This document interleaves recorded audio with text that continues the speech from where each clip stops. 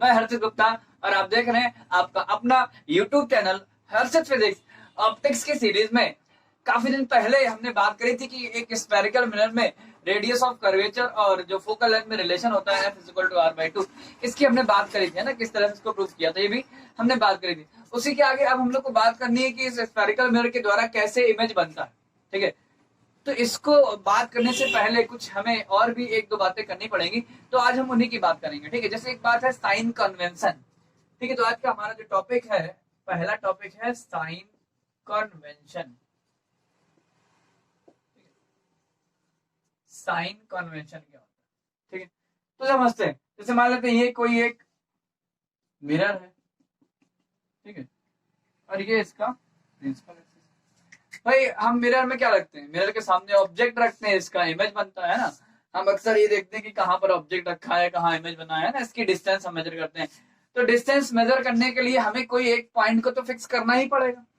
भाई हम जब भी किसी पॉइंट की डिस्टेंस मेजर करें या किसी ऑब्जेक्ट की डिस्टेंस मेजर करें, स्पीड मेजर करें, तो हमें एक रेफरेंस पॉइंट लेना पड़ता है, किसी एक पॉइंट को फिक्स करना पड़ता है, उसी से तो हम डिस्टेंस को मेजर करते हैं।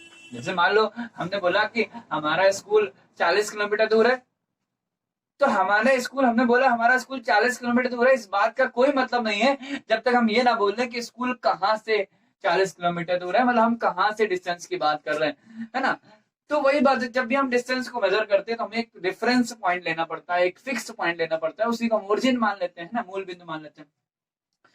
तो यहाँ पर भी ऑब्जेक्ट की डिस्टेंस और इमेज की डिस्टेंस को मेजर करने के लिए हमें एक रेफरेंस पॉइंट की जरूरत पड़ती है, और वो पॉइंट हम मानते क्या है, वो पॉइंट इस मिरर का जो पोल होता है P, इस पोल को हम वो फिक्स पॉइंट मानते हैं। मतलब जितनी भी डिस्टेंसेस हैं वो सब कहाँ से नापी जाती है, वो सब पोल से नापी जाती है। पोल से ही ऑब्जेक्ट की, इमेज की जो भी डिस्टेंस हमें नापना है, जो भी दूरियां नापनी है, वो सब हम पोल से नापते हैं। ठीक है, पहली बात तो ये। अब दूसरी बात ये कि इस मिरर पर ये मान लेते हैं ये इंसिडेंट रे है, इंसिडेंट रे आने वाली रे है ना। नॉर्मली किसी मिरर में जो रेज हैं वो लेफ्ट साइड से आती है ना, भाई इधर ही से तो आएंगे। ठीक है, तो जो इंसिडेंट रे की जो डायरेक्शन है, उस डायरेक्शन को हमेशा पॉजिटिव कंसीडर किया जाता है। मतलब इस पोल से इधर की डायरेक्शन, ये डायरेक्शन हम पॉजिटिव मानते हैं और इसके अपोजिट डायरेक्शन को हम नेगेटिव मानते हैं। मतलब पोल के आगे की डिस्टेंसेस प्लस में नापी जाती है और इसके पहले की डिस्टेंस को माइनस में नापा जाता है। ठीक है, कब, जब ऑब्जेक्ट हमेशा इधर रखा होगा, नॉर्मली होगा कि ऑब्जेक्ट इधर रखा होगा तो ऑब्जेक्ट से रेज आ रही होंगी, तो ये क्या है, इंसिडेंट रे की डायरेक्शन है ना। अगर कोई कहे कि नहीं हम ऐसा करें, मिरर को पलट दें, तो मैं मिरर को पलट दें तो ऑब्जेक्ट को यहाँ रख दें। भाई ऑब्जेक्ट को हमेशा कहाँ रखते हैं, जिस तरफ पॉलिश नहीं होती उस तरफ रखते हैं, है ना। भाई हम शीशे में अपना चेहरा देखते हैं तो कैसे देखते हैं, जिस तरफ पॉलिश होती है उस तरफ देखते हैं क्या, नहीं, उसकी उल्टी तरफ से देखते हैं, है ना। तो हमेशा जो ऑब्जेक्ट है वो उस तरफ रखा जाता है जिस तरफ पॉलिश नहीं होती है। तो जैसे यहाँ पर अगर कोई कहे मिरर को पलट दें तो फिर ऑब्जेक्ट यहाँ आ जाएगा, तो इसमें कोई दिक्कत नहीं है। फिर ये डायरेक्शन हम कैसा मानेंगे, पॉजिटिव मानेंगे, और इसके अपोजिट डायरेक्शन हम क्या मानेंगे, नेगेटिव मानेंगे। मतलब बात याद रखने वाली ये है कि किसी मिरर पर जो इंसिडेंट रे होती है, आने वाली रेज होती है, उस डायरेक्शन को हमेशा पॉजिटिव माना जाता है और उसके उल्टी डायरेक्शन को हमेशा नेगेटिव माना जाता है। ठीक है, तो पहली बात ये। तो नॉर्मली हम ये बोल सकते हैं कि इस पोल से जो राइट साइड की डिस्टेंस होती है, आगे की जो डिस्टेंस होती है, वो पॉजिटिव मानी जाती है, और जो लेफ्ट साइड की डिस्टेंस होती है वो नेगेटिव मानी जाती है, और जो इंसिडेंट रे है वो इस तरह से इसमें आ रही होगी। ठीक है, दूसरी बात ये है कि जो प्रिंसिपल एक्सिस है, ये हमारा क्या है, प्रिंसिपल एक्सिस। इस प्रिंसिपल एक्सिस पर कहीं फोकस होगा और फोकस से डबल डिस्टेंस पर कहीं सेंटर ऑफ कर्वेचर होगा।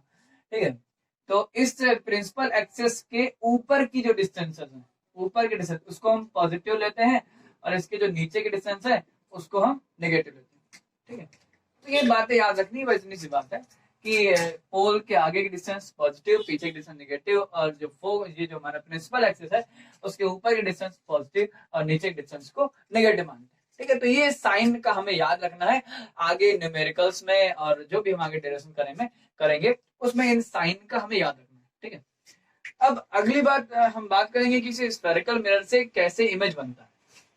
ठीक है, प्लेन मिरर से कैसे इमेज बनता है ये हम बता चुके हैं, आप लोग देख सकते हैं पिछले वीडियो लेक्चर्स में, आप इसको देख सकते हैं।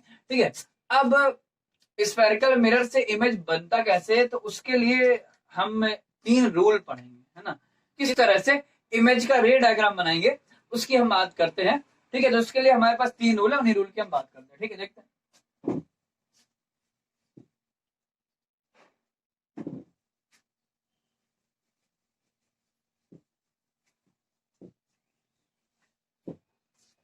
तो वही हमने मान लिया कि मान लेते हैं ये कोई स्फेरिकल मिरर है, चाहे कॉन्केव ले लो चाहे कॉन्वेक्स ले लो। जैसे मान लो हमने एक कॉन्केव ले लिया और ये हमारा क्या है, प्रिंसिपल एक्सिस है।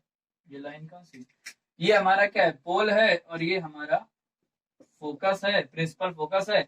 और ये मान लेते हैं सेंटर ऑफ कर्वेचर है, और ये जो लाइन है इसको क्या बोलेंगे, प्रिंसिपल एक्सिस। ठीक है, तो इमेज को ड्रॉ करने के 3 रूल हमने बनाए हैं। हमने बनाए मतलब एक्चुअली में डायग्राम को हम सिंपली तरीके से बनाने के लिए 3 बातें हम याद रखेंगे। ठीक है, कौन सी बात? पहली बात तो ये है कि अगर कोई रे प्रिंसिपल एक्सिस के पैरेलल है, अगर कोई रे प्रिंसिपल एक्सिस के पैरेलल है, तो मिरर से रिफ्लेक्शन के बाद, स्फेरिकल मिरर से रिफ्लेक्शन के बाद, परावर्तन के बाद प्रिंसिपल फोकस से जाती है। ये बात ठीक है। ये अब कोई पूछे ऐसा क्यों होता है भाई, ये इसमें क्यों की बात इसलिए नहीं है क्योंकि हमने क्या किया है, फोकस की यही डेफिनेशन ही बनाई है। जब हमने प्रिंसिपल फोकस की डेफिनेशन की बात करी थी तो हमने बताया था कि जो रे प्रिंसिपल एक्सिस के पैरेलल होती है तो रिफ्लेक्शन के बाद जिस पॉइंट से पास होती है उसी पॉइंट का नाम ही हमने क्या रखा है, प्रिंसिपल फोकस। ठीक है, तो ये बात हमें याद रखनी है, अगर कोई रे प्रिंसिपल एक्सिस के पैरेलल है तो वो हमेशा रिफ्लेक्शन के बाद प्रिंसिपल फोकस से जाएगी। ठीक है, ये पहला रूल है।